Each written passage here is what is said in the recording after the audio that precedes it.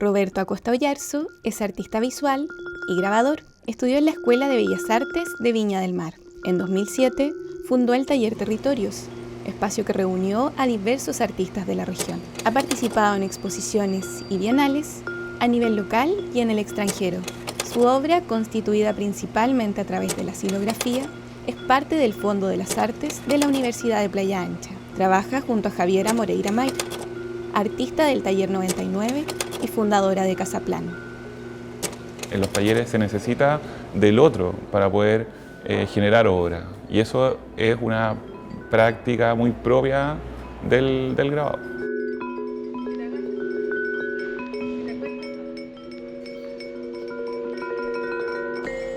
Las relaciones son lo más importante dentro de un taller.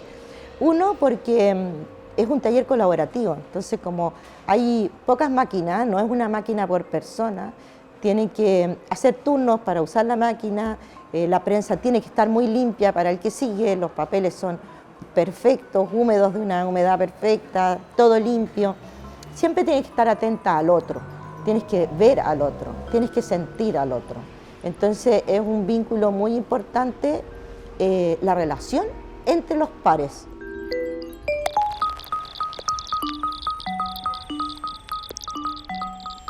Son como escondidos los talleres de grabado, en cambio este da a la calle. Y yo creo que eso, el sueño mío de eso fue que la gente sepa lo que es el grabado. La gente común y corriente, la gente que pasa. Incluso invitamos a los chicos que cuidan los autos a hacer grabados. El Ricardo, que hizo toda la remodelación como maestro, ya sabía hacer ediciones de grabado. O sea, fuimos involucrando así la ciudad a un taller. Valparaíso es mucho más ecléctico en ese sentido, en el desarrollo de imágenes. A modo de contraste, cuando uno ve Concepción, ¿no es cierto?, uno ve un bloque, una manera de trabajar el grabado muy clara, muy precisa, muy coherente entre todos ellos. Pero cuando uno ve Valparaíso, uno ve una dispersión bien interesante en ese sentido.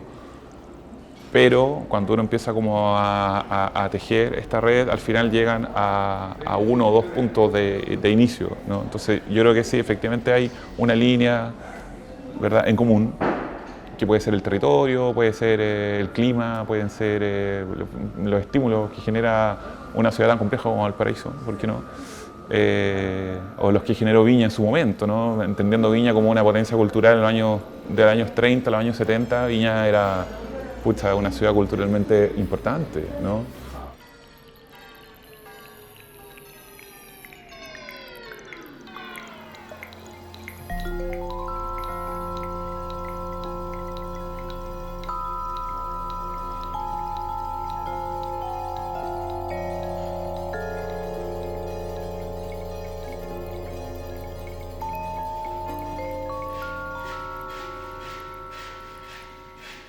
Desde el taller de grado que funda Carlos Hermosilla en adelante está todo relacionado en realidad, no se dispersa mucho en ese sentido, y podríamos a modo de metáfora decir que los frutos caen cerca del tronco, ¿no? Caen cerca del árbol finalmente, de este gran árbol que es el grabado.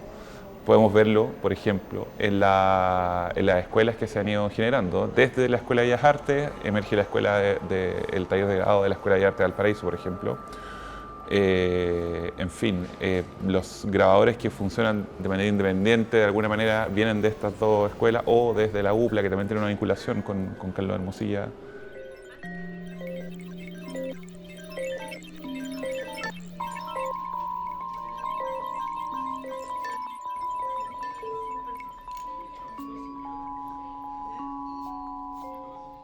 Yo creo que el grabado une por ser grabado. O sea, yo creo que hay una técnica base que, aunque tú hagas las técnicas más contemporáneas o te vuelvas atrás y vuelvas adelante, siempre la técnica antigua es contemporánea hoy día, porque la hacemos hoy día según las imágenes de hoy día. Y yo creo que hay un hilo conductor dentro de los talleres de grabado y dentro del espíritu de los grabadores también. Creo que eso no cambia desde el medioevo hasta hoy día.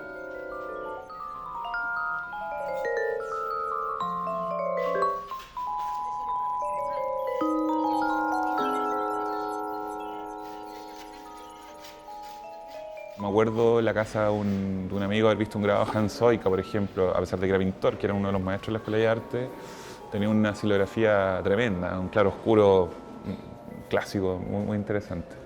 En general, claro, como que mi gran referente al principio evidentemente fue Hermosilla, y de ahí, claro, descubriendo un poquitito qué es lo que hacían los expresionistas alemanes, principalmente los grabadores mexicanos, mucho grabado clásico también, de Durero en adelante, ¿no es cierto? Obviamente Goya, Rembrandt, los grandes referentes que tenemos todos finalmente, ¿no? Eso, ahí está, pienso yo, a modo de, haciendo un símil, ahí está la matriz también, estética del grabado.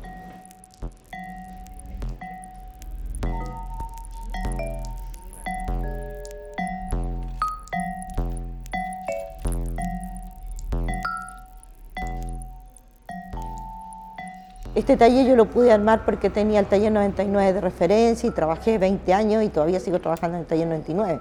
O sea, yo entré a los 29 años, llevo como 30 y tantos años ahí, ¿no? Y más bien 40. Y ese fue mi referente.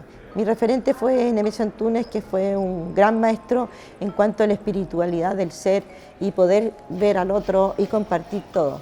Y yo quisiera replicar, lo repliqué en un taller en Santiago y después lo quise venir a replicar acá a Valparaíso también.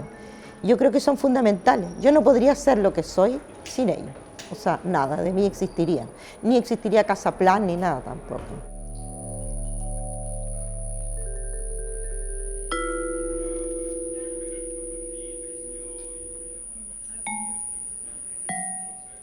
Yo llego al grabado casi por accidente, porque en rigor yo quería ser pintor, ¿ya? Pasé por un par de carreras que no terminé y finalmente ingreso a la Escuela de Bellas Artes para estudiar pintura, y es ahí, en el primer año común, cuando conozco el grabado. Y eso fue revolucionario, básicamente por lo que significa el grabado, ¿no es cierto? Todos estos procesos tan raros para el común de las personas. Y para mí también, yo en ese momento era súper disidente absolutamente de todo, ¿no? Rebelde, y el grabado en cierta medida me empezó a mostrar un poco me obligó en realidad a disciplinarme, ¿no? Y quizás los procesos del grabado hacen un poquito eso. Cambia todo y armo un taller en la casa a ese nivel, así como rápidamente, y de ahí no dejé ya nunca más de trabajar en el grabado. Fue un poquitito medio obsesiva mi primera relación con el grabado.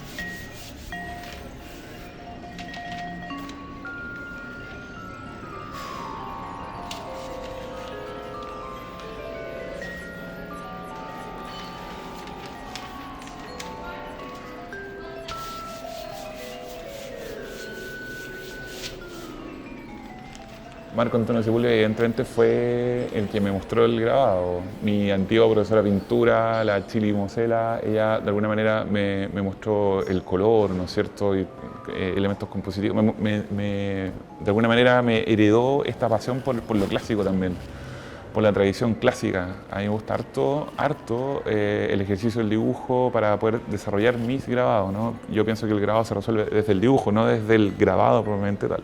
Eso me lo enseñó la Chile en realidad. Con Marco Antonio Sepúlveda, como te digo, conocí el grabado, con el Iván Díaz desarrollé finalmente esta pasión por el dibujo. Con él aprendí metal también, fuimos amigos, tuvimos taller juntos. Con la Javiera Moreira he consolidado de alguna manera un montón de conocimiento en torno al metal. Disciplina que no practico mucho, pero la conozco muy bien y gracias a la Javiera.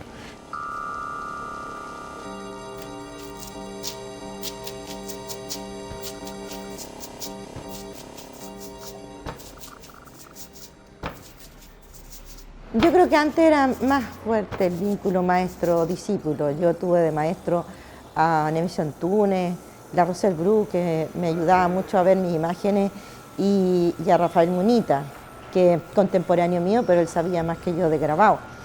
y yo creo que hasta el día de hoy para mí yo les tengo un respeto y una admiración profunda. Yo creo que no, ahora no, porque yo he sido maestra de la universidad, de colegio de acá, y hasta cierto nivel se dio eso. Yo creo que hasta el 2000. De ahí para adelante cambió la generación.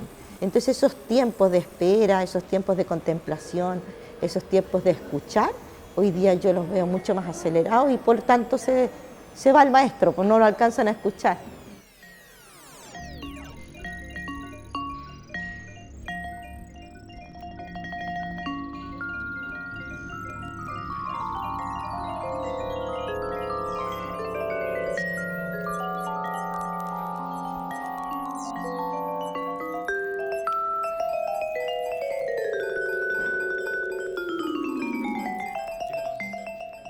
En mi camino me he topado con personas que de alguna manera me han enseñado a través de la disciplina la independencia, ¿no?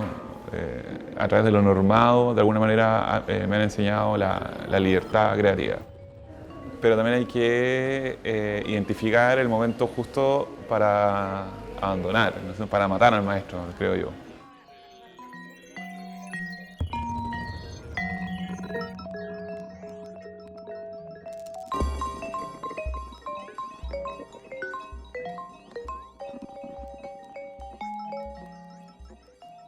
Yo me considero un artista más de taller en términos de formación que de escuela, y he tenido la suerte de encontrarme con estos maestros que han fortalecido mi formación. Pienso yo que el maestro es aquel o aquella persona que es capaz de abrirte caminos para que tú puedas desarrollar tus propios lenguajes.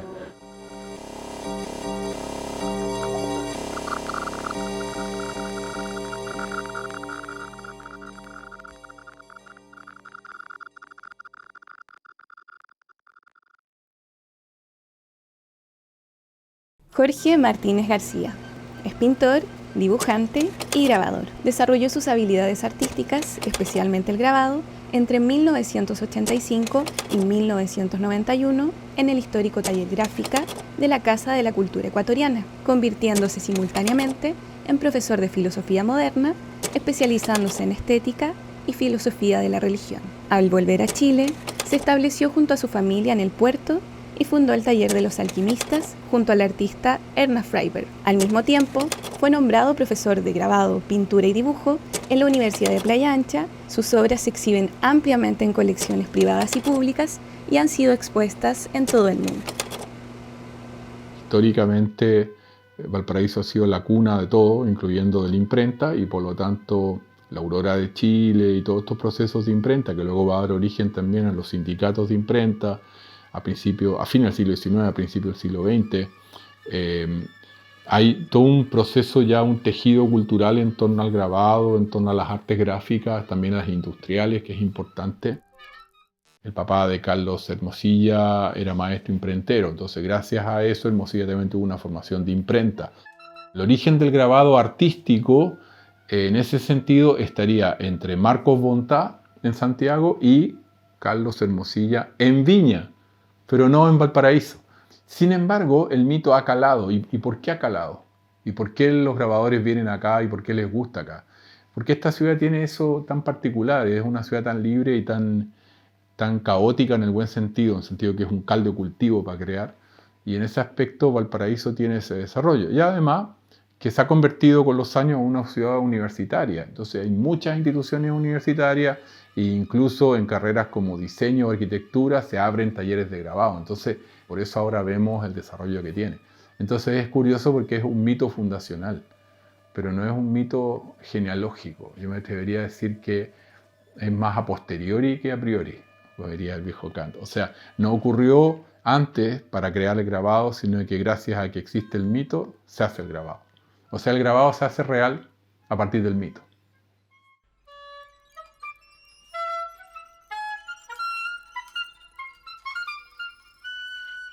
Yo soy dibujante, además de pintor, y por supuesto grabador. Entonces el grabado vino a sumarse como una disciplina más que cambiar lo que fue, me atrevería a decir, perfeccionar la mirada. El grabado me permitió profundizar en los procesos técnicos tanto de la pintura como del dibujo.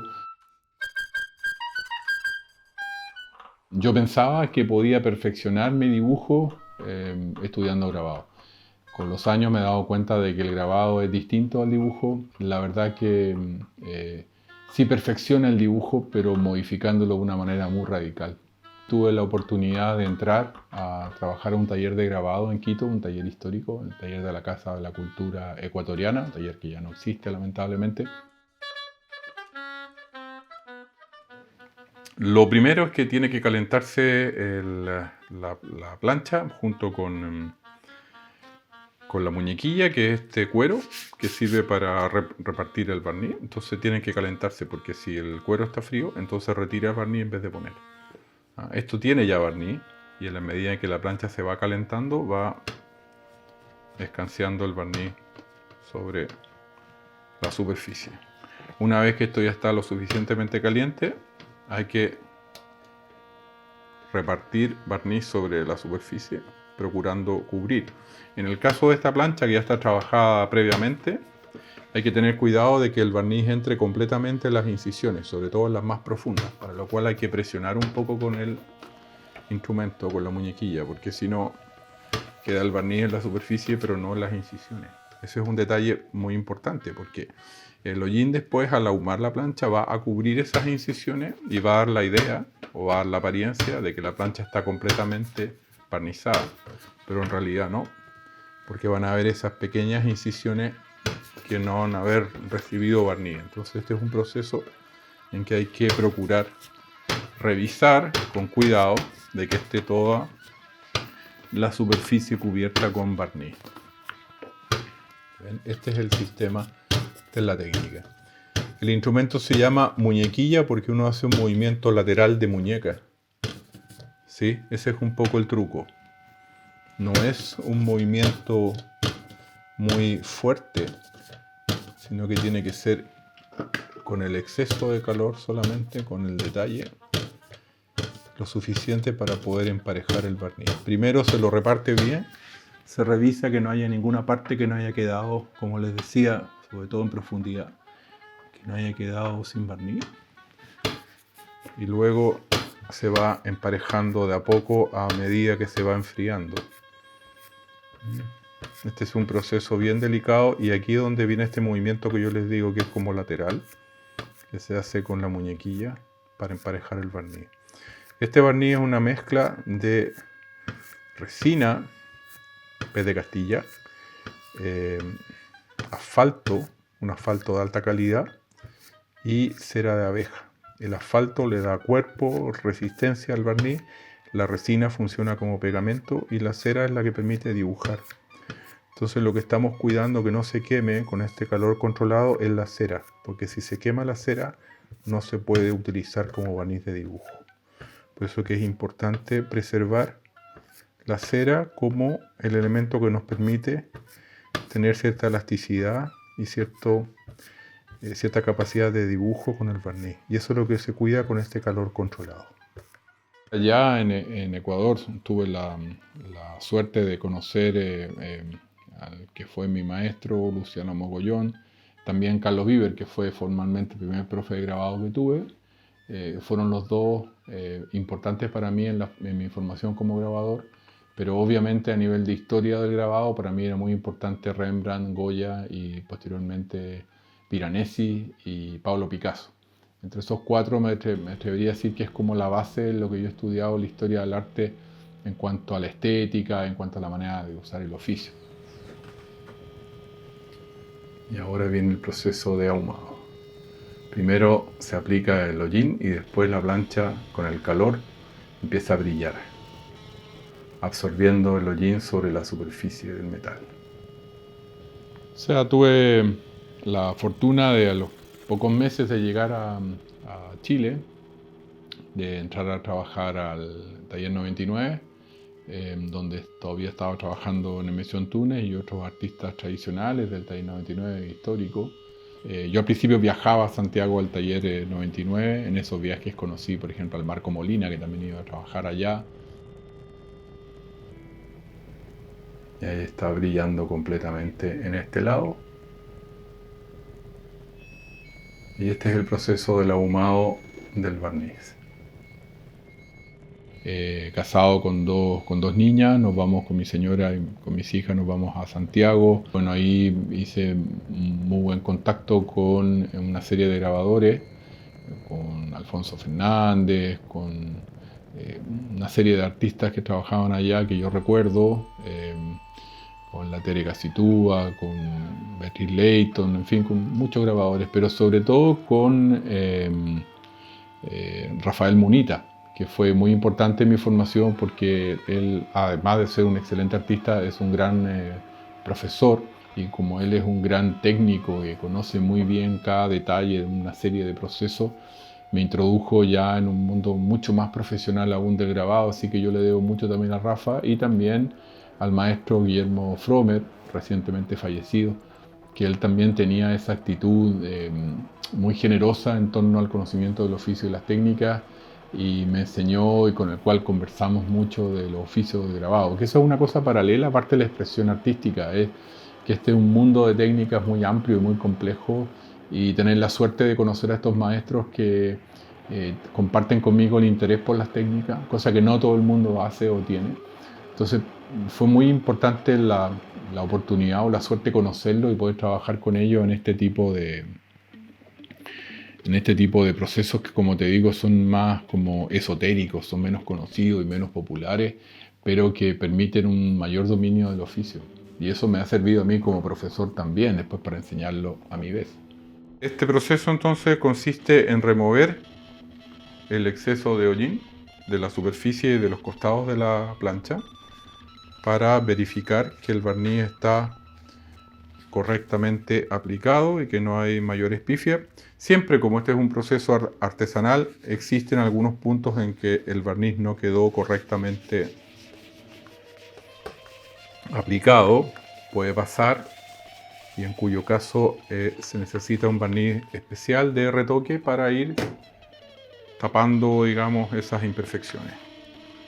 Pueden haber esquirlas o motas de polvo, esquirlas de metal o motas de polvo que interrumpan el proceso de barnizado, lo que va a generar pequeños vacíos por la tensión superficial, se hacen como espacios en blanco, y eso habrá que protegerlo en el barniz. Pero este es el proceso, ¿no? Aquí está. Una vez que esto está terminado, se procede a la prueba para ver si el barniz está correctamente puesto. Con el dedo medio se hace presión sobre el barniz y tiene que sonar. Hay un sonido particular, que es este, que indica que el barniz está pegado realmente ¿se dan cuenta? Si esto se hace en un barniz que está mal aplicado, el barniz se sale, porque se hace mucha presión para hacer este sonido. Fíjense, sin presión, ese es el sonido, con presión, lo cual indica que estoy haciendo fuerza contra el barniz y no se sale. Y este es el proceso para verificar que la plancha está correctamente barnizada. Y el año 98 se da la oportunidad que hago una exposición muy grande de mis pinturas, grabados y dibujos en la Sala Viña, y se llama Los grabados del alquimista, porque los procesos que yo realizo, digamos, tienen o recuerdan al curador de esa muestra, Jorge Salomó, recuerda un poco los procesos antiguos. Ya con anterioridad al proceso de barnizado, lo que tuve que hacer es una prueba de estado para poder darme cuenta de lo que había en la matriz, y de esa manera, junto con la plancha correctamente barnizada, proceder a analizar qué aspectos de la imagen hay que modificar, hay que corregir, y cómo va a seguir el grabado, cuál es la estrategia para proseguir con la modificación de la imagen. Yo me empiezo como a incorporar o a integrar un poquito en la escena local. En Viña ya había expuesto antes donde el Dino Samoyeo, en la Galería del Dino, y luego en esta gran exposición que hago en la Sala Viña, como que ya me instalo como artista aquí en la zona. Y al poco tiempo, a los pocos meses, conseguimos esta casa aquí en el Cerro Alegre, y entonces le ponemos de nombre Taller del Alquimista, porque lo abrimos como taller, pero como yo acababa de exponer los grabados del alquimista en Viña y era conocido por eso, entonces me resultaba como más lógico hacer el link con el nombre para que la gente me ubicara. Y de ahí con mi señora abrimos entonces este pequeño taller y galería, en que yo me hago cargo de la parte de taller y ella de la parte de galería. Ella también es artista visual y también hace su obra. Entonces, después que ella desarrolla más su obra, esto pasa a llamarse Taller de los Alquimistas, porque somos dos, no solamente yo. Pero al principio es por este nombre de esta exposición, ¿no? Grabados del Alquimista. Y ahí nos instalamos acá. Y al mismo tiempo, es notable como todo se da, el entonces decano de la Facultad de Arte de la UPLA, Daniel Santelices, me invita a dar clases de la especialidad de grabado porque Pilar Domínguez se estaba yendo a Italia. Entonces quedaba vacante ese puesto de la especialidad. Y así entro a trabajar a la UPLA. Y así se da como la vinculación del ambiente. Estaba más limpio, entonces más fácil de hacer.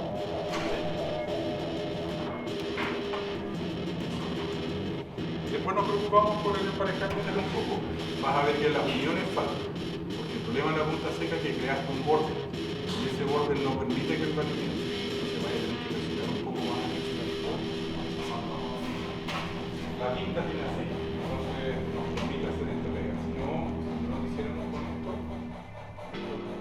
Lo que quería era elevar un poco el nivel del grabado, llevarlo a un nivel un poco más profesional, que era la experiencia que yo había tenido en el taller 99 y en el taller gráfica y en el taller de la Casa de la Cultura en Ecuador. Para que quede más suave la transición, para que no quede tan como corte madera. Y eso me lleva a la idea de plantearle a la universidad la posibilidad de hacer los cursos de avanzado aquí.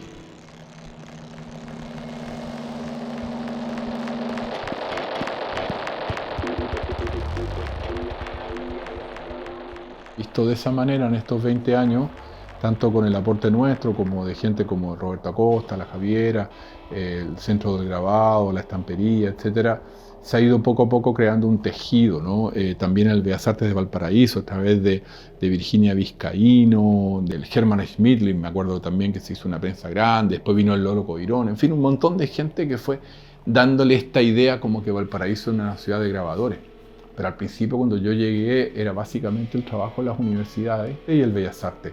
Eran como los lugares donde se hacía grabado y donde se exponía y donde se enseñaba. Todo ahora con la apertura del Museo de Grabado, que también tiene un taller de grabado, donde también se puede trabajar como artista libre y donde también se enseña. Entonces uno va sumando y, como te digo, yo siento que en estos 20 años se ha avanzado mucho.